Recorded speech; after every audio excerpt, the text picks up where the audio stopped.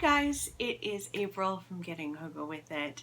Today we are here to talk about Black authors that I have on my shelves that I've read, and I'm recommending books to you, and then also Black authors that I have on my shelves that I haven't read. I want to share them with you here, so let's get into it.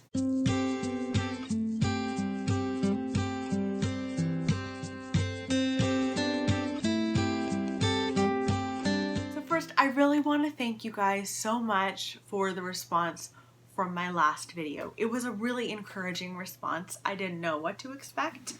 I will link that video in the description box below.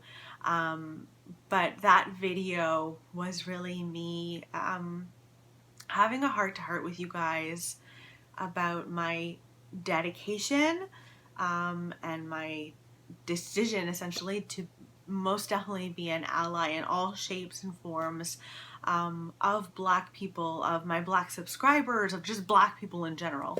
And that video also touched on how this community, the Getting Hookah community, will be an anti-racist community. And that is what this should be. This is my channel, and I have very strong beliefs, and yeah, that video was like a little goodbye to some people who don't feel that way. So today we are going to be talking about Black authors, and I'm really eager to get to the books. I have a huge stack. I want to say a couple of things. This is going to be a very long video, so get yourself like a snack, a couple of snacks, you know, cup of tea, whatever you need, because all of the AdSense money that I make from this video will be donated to the NAACP. I chose that charity. There are so many that I could have chosen, but Barry and I sat down and had a heart-to-heart about where we wanted to donate, and we thought that would be the best place. So yeah, this is going to be long, and I hope that you enjoy it. I have so much to talk about here. We will get to the books. I did want to talk about a couple of things first. So I am going to put a timestamp for when I start talking about the book recommendations and the books on my TBR and on my shelves. But before that, I really want to talk to you openly about how I intend to be an ally for Black people, and how I intend to speak up for and support Black Lives Matter. The first thing that I can think of is calling out racism when I see it, and calling out problematic wording and attitudes when I see it. And that was really in part what my last video was about, which I will link in the description box below. That video as well, all of the AdSense money from that video will be going to the NAACP. Another way that I would like to help be an ally is by really calling attention on how we can all help. If you have the money to donate, you can donate to the NAACP. There are actually quite a few really great charities and associations doing amazing work. So pick what works for you and feels best for you, for sure. Another thing that I was so happy to see is kind of circulating BookTube is there is this video that is done by Zoe Amira, and it is a very long video with multiple ads in it. And when you watch the video and just let the ads play, first of all, the video of itself is really great. It has all sorts of anti-racist and Black Lives Matter content that's really fantastic. So if you let it run, all of the ad money from that video is going to be going to associations that are helping to bail out protesters, and then it's also going to help to pay for funerals of Black men and women who have been killed by police. So I so encourage you to do that. That video also has in their description box like a ton of petitions that you can sign. I have signed them all myself, and I so encourage you to do that. That also is another way to speak up.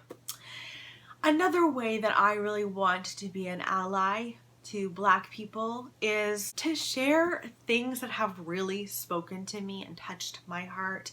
So in the description box below, I'm going to share these things as well.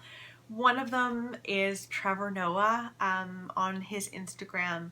He's such an articulate man, but he sat down and he was talking to his viewers about the protests and how essentially Black people in the US and around the world have been so disregarded by society for so long, and what effect that can have on people of color. And it was so articulate, and I mean, I just love him. I watch him every night. I record his show, The Daily Show, every single night. I watch it in the morning because I can't stay up that late. But I just really admire him. And I think I watched that video like 3 or 4 times. And I've tried to share it on Facebook and stuff. So I want to share it here as well. I will also link in the description box below a couple of videos by Reverend Anthony Bailey. He is a reverend for the United Church here in Ottawa. He is the reverend who married Barry and I. We went to marital counseling with him, like premarital counseling. And he is just such an amazing man, and I really love him. Of course, all of his sermons are now going up online because of coronavirus, so I've been watching them with Nora. And he is just so, he is the kindest person that I've ever met. And he has such a heart, and he's so wise. And he shares his story about the racism that he's experienced. He also shares the tragedy that was his brother's death. His brother and he were walking in Montreal, and his brother was stabbed in front of him and died in his arms. And he talks about that in one of the videos.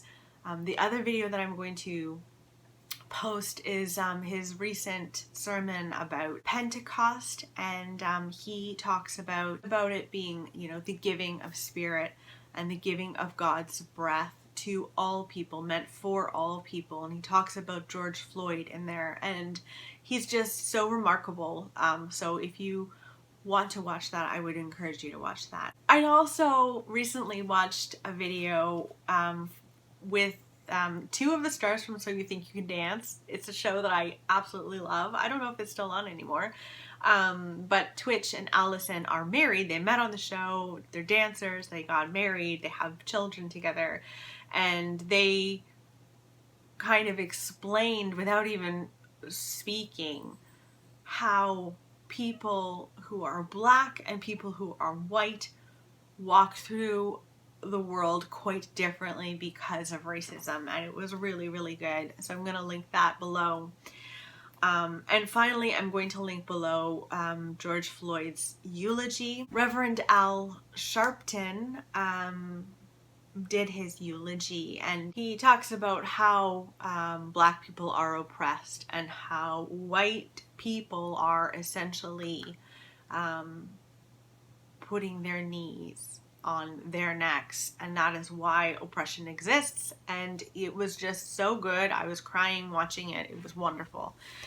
So those are several videos that I'm going to be posting below. I also think that I want to be an ally for the Black Lives Matter movement and for Black people by really checking my own white fragility and my own white privilege. I recently watched a video from a Black YouTuber, booktuber, Mina Reads, and she was calling out to BookTube to be more vocal, and explained why silence is a bit of a slap in the face. It was really eye-opening, and she spoke frequently about white fragility. It made me think about myself and reflect on myself, and I think I can be quite guilty of that sometimes. So I really want to work on that myself, and that is some serious personal work that I'm going to be doing in these next few days, weeks, months, years, the rest of my life. I really want to do this work. And one of the things that I thought that I could do is a read along. I thought we could all read White Fragility. There is a book called White Fragility by Robin DiAngelo. So I encourage us all to read that. We can all read it together. I'm going to be doing a reading vlog of me reading White Fragility when it comes in. It would be so great if we could all read it together. I would really love that, and we can hold ourselves accountable, and we can create a community here on BookTube where we recognize that white fragility exists, that white privilege really, really exists, and how we can be the best allies that we can be for Black people. Finally, another way that I would like to be an ally for the Black Lives Matter movement and for Black people is to put my money where my mouth is. So this video, my previous video, my heart-to-heart video, that was my previous video, and then that White Fragility vlog, all of the AdSense that I get from those 3 videos, I will be donating to the NAACP. So that's really important to me, to help on multiple levels in multiple ways. Okay, so now it is time to get into the books. I have compiled a lot of books here, and it makes me so excited. I have books by Black authors that I have read, and I want to give you some suggestions. Books by Black authors that I haven't read and I want to read. They're all here, and I kind of have them sorted, and I thought we could talk about Canadian Black authors to start, because I am Canadian. The first author that I want to talk to you about is Essie Edijan. She wrote Washington Black, which I've already read and adored. I think that's her most latest release. And then Half-Blood Blues, which is about Black people in World War II. We follow a group of jazz musicians at that time living in Paris. And I think we follow the occupation and what happens to these Black people. Obviously, you know, Black people were also sent to concentration camps and were treated horrendously by Nazis. And so this sounds absolutely brilliant. And I don't know of any other World War II historical fiction books that focus on Black people. If you know of any, please please mention that in the comments below. Next is Lawrence Hill. Now, I've read The Book of Negroes by Lawrence Hill. This follows Aminata, who is a little Black girl living in Africa, and she is kidnapped and forced onto a ship and sent to America and forced to become a slave, and it's the story of her life. I loved this, and I dare you not to fall completely in love with Aminata. She's such an amazing character. I have not read this one, which is Any Known Blood. This is about a 38-year-old man who starts to dive into his family's history and his ancestors and finding out what happened to them. So there is that. And then finally, for Black Canadian authors, I have Austen Clarke. The Polished Toe is the winner of the Giller Prize and one of my sister's favorite books. And this follows a woman named Mary who is living in the West Indian island of Bimshire. She calls the police and confesses to murder, and I think you sit with her and a police officer as she's telling the story of what happened, and I think you learn about her life working for this, I think, fairly racist man at a sugar plantation. It's meant to be absolutely amazing. My next stack of books is more classic Black authors. So first up, I've got Octavia Butler's Kindred. I think this is her most well-known book, if I'm not mistaken. I haven't read it. I was kindly sent this by Louise, one of my subscribers. Thank you so much, Louise. This is kind of sci-fi because there's time travel in it. Essentially, we meet a woman, I think in the 80s or the 70s, and she has to go back in time and she has to save the slave owner's son at this plantation. And somehow that boy, or I don't know if he's a boy or a teenager or what, she has to save him because he is somehow connected to her future. And I don't know much more about it than that, but it sounds absolutely amazing. I haven't read that yet. I've got 2 Maya Angelou books. I've read them both. First is, such a classic, I Know Why the Caged Bird Sings. This is her autobiography of her childhood growing up Black in the South and living with her mother, and then going and living with her grandmother, and having an experience of trauma as a child where she stopped talking for months and months. She just stopped talking and did a lot of reflection in that time and became the ingenious, gorgeously spoken Maya Angelou. I so recommend listening to this on audiobook because she narrates it, which is such a treat. Then there's Letter to My Daughter. And she talks again here about her mother and her grandmother and being a Black woman. Then 2 books by Toni Morrison I have not read either, which is such a shame. I know I'm missing out. I think it's Russell over at Ink and Paper Blog who just adores Toni Morrison, and so I really want to read them both. The Bluest Eye follows a little Black girl who prays every night to wake up to be beautiful, to be white with blue eyes, this is going to break my heart. I know it.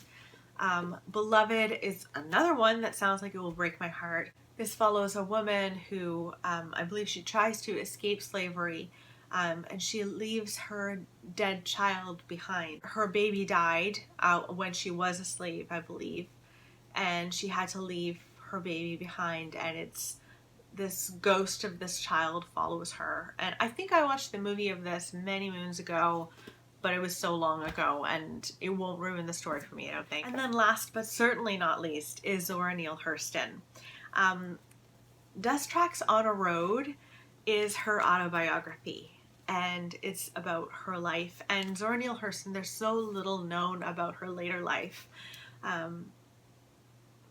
but she spent a lot of time trying to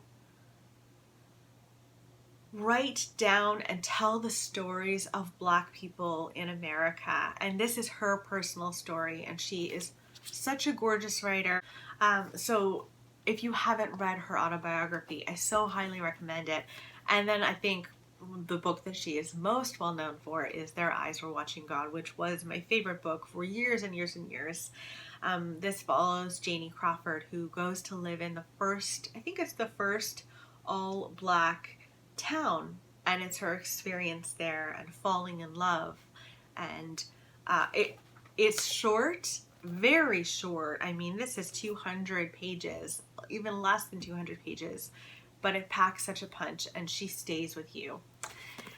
Okay, moving on. Let us move on to some nonfiction, shall we? First up, Trevor Noah. I love him. This is his story of his life.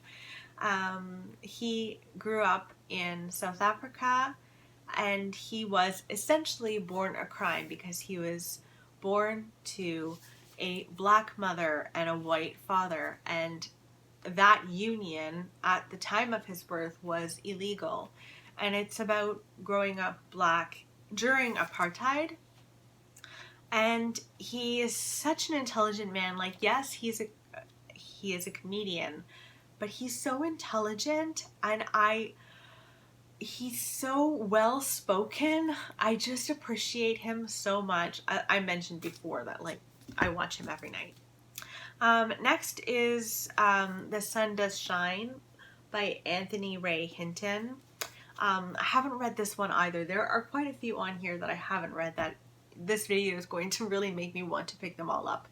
The Sun Does Shine is about a black man named Anthony Ray Hinton, and he was wrongly sentenced to 2 counts of murder in Alabama.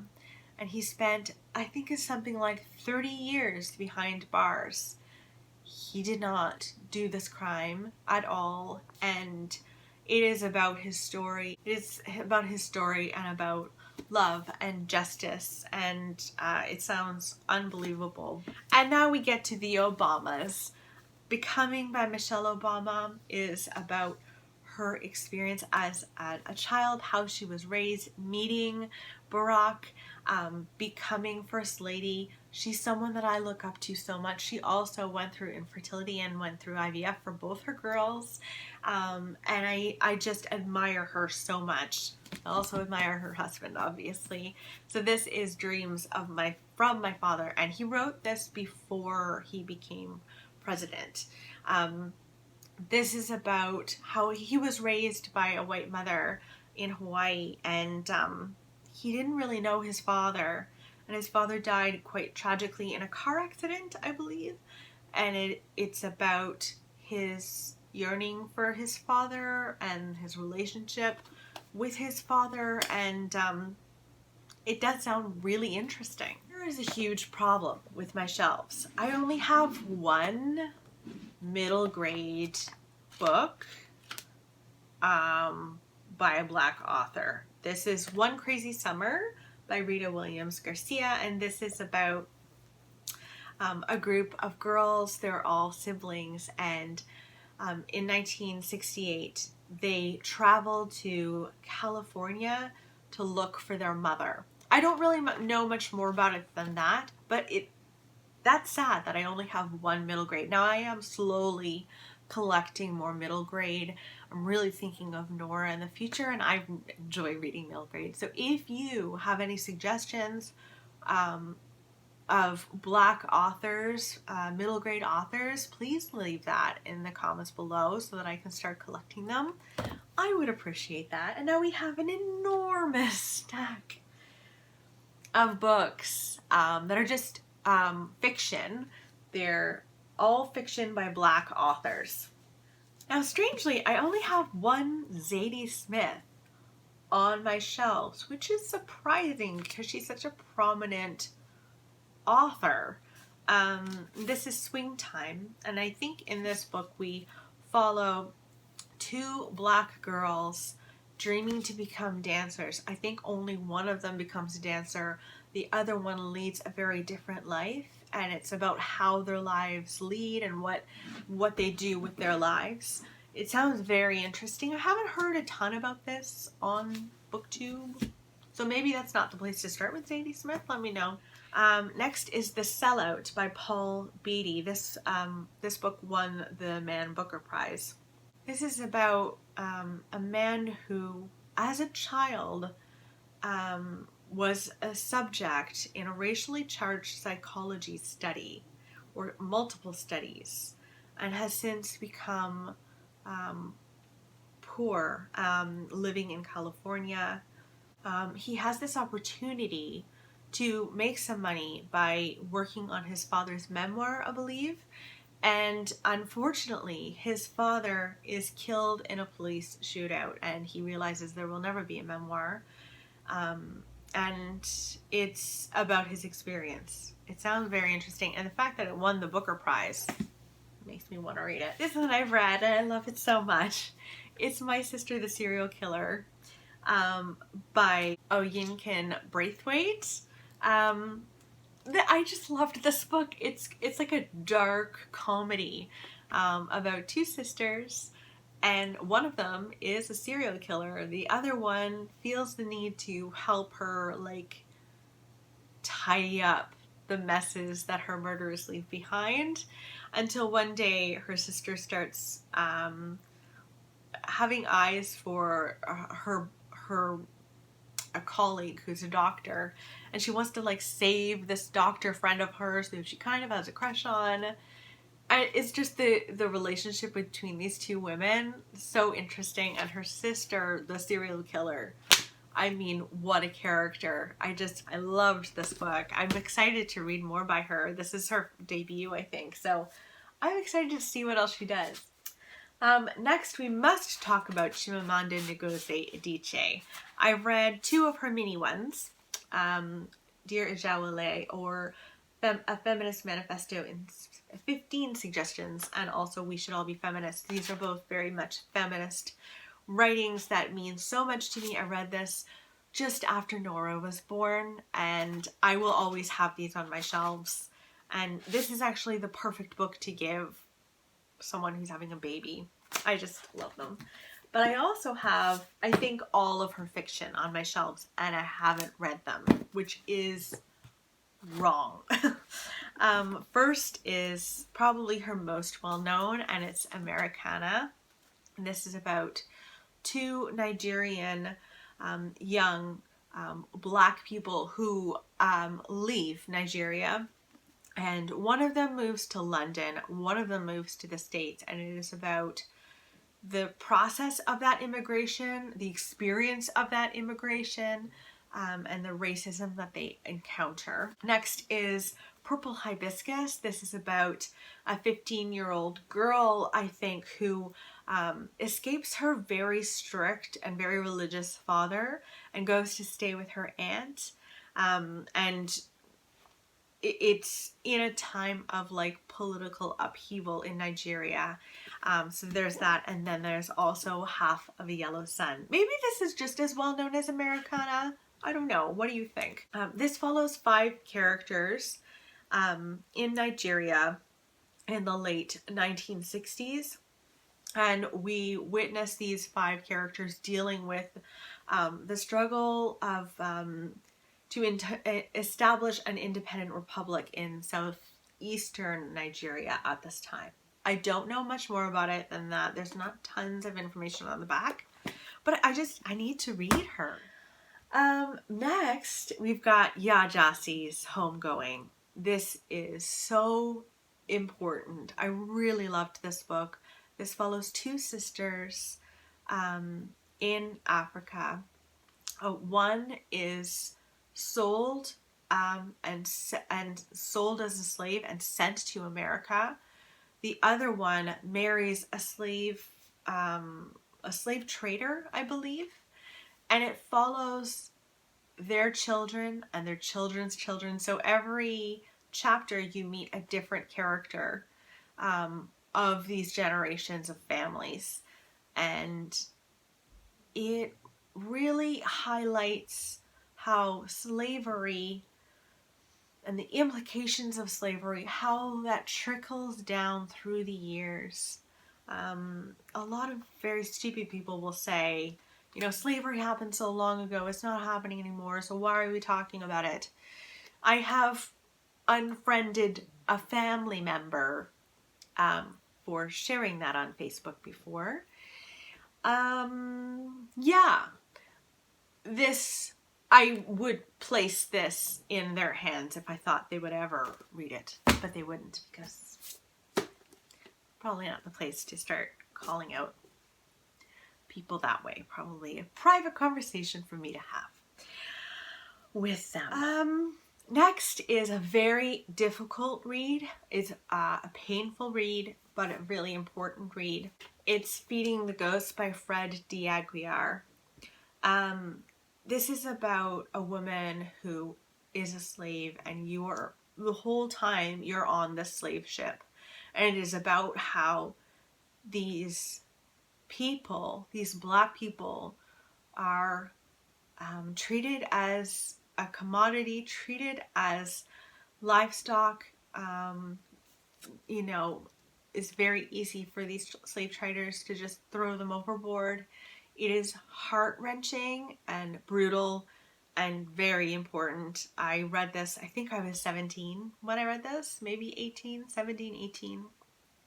I've moved a lot of times and this book has followed me with every single move, and I will always have this book. It's so good, but very hard.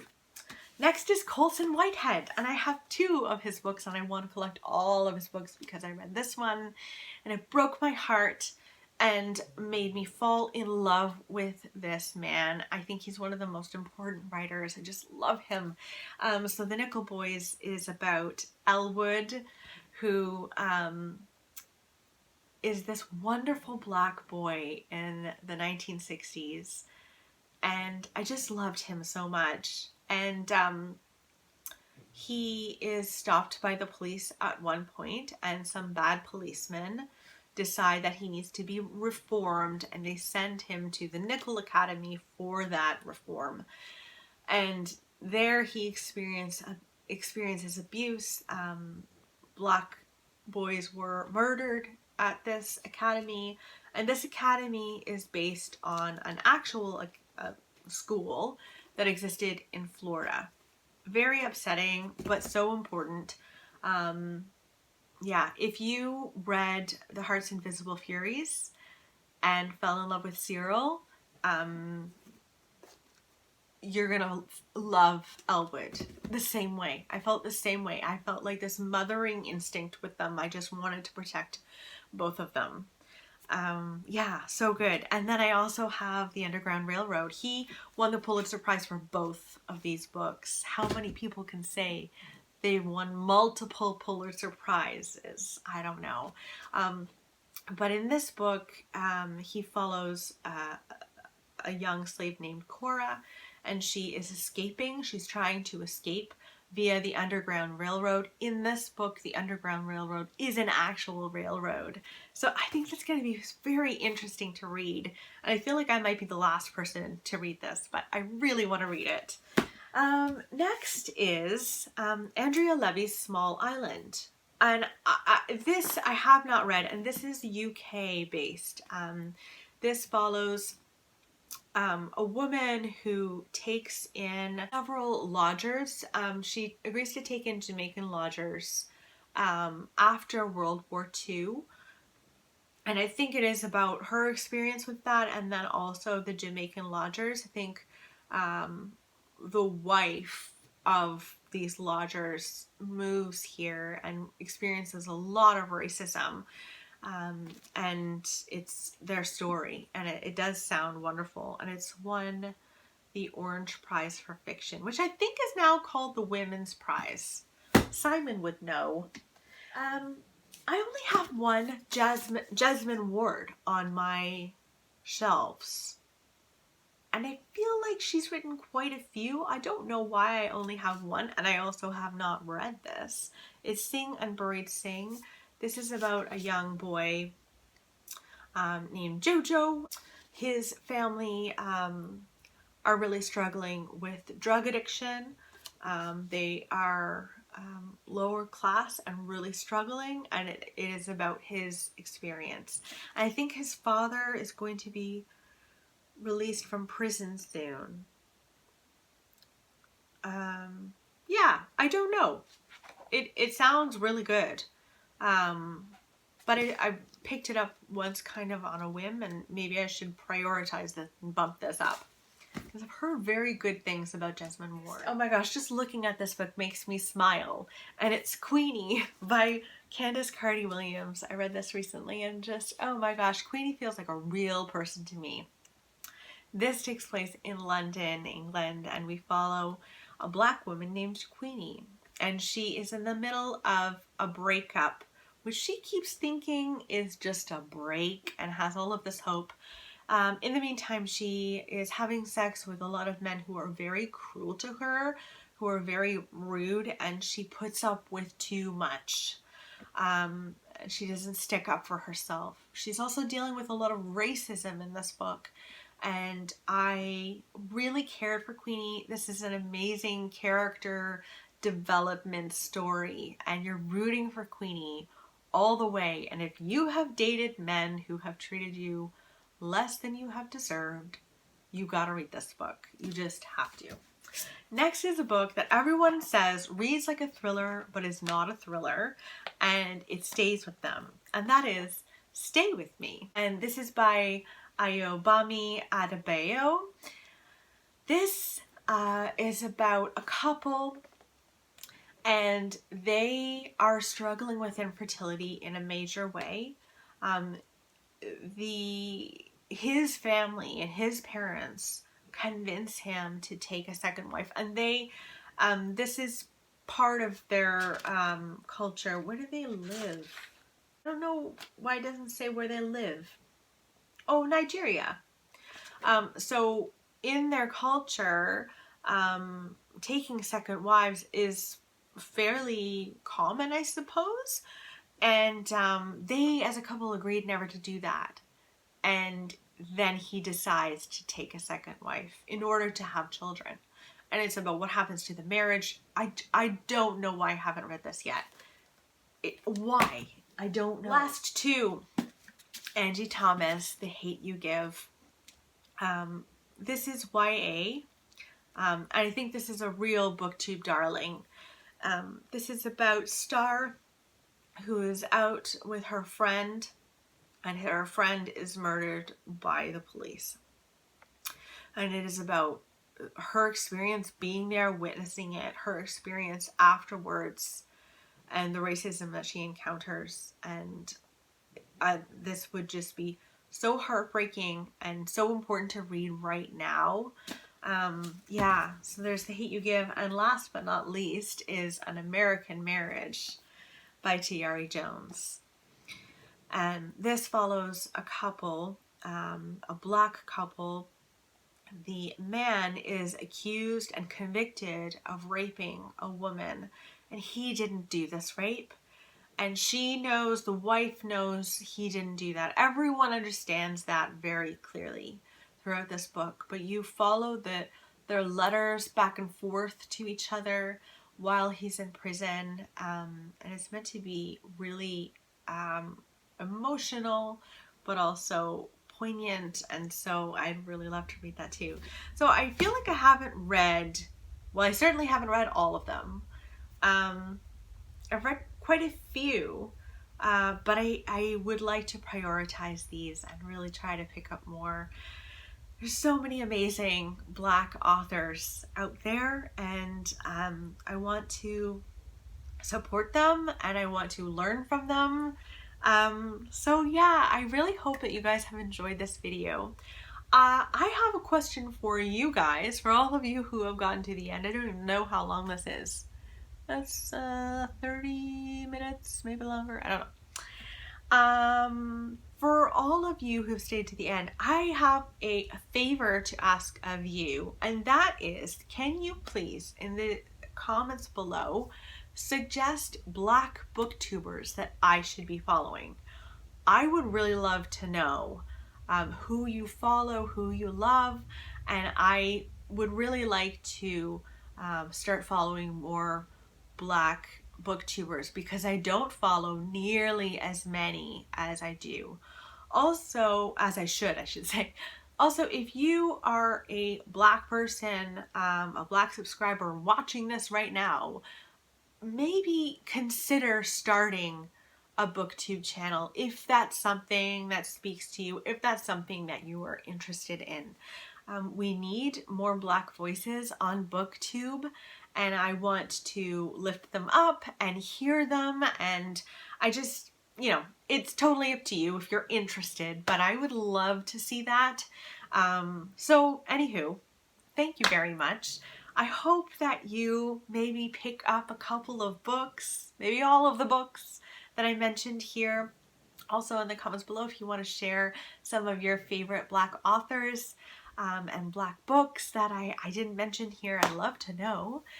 I hope you are doing well, and I will talk with you very soon. Bye, guys.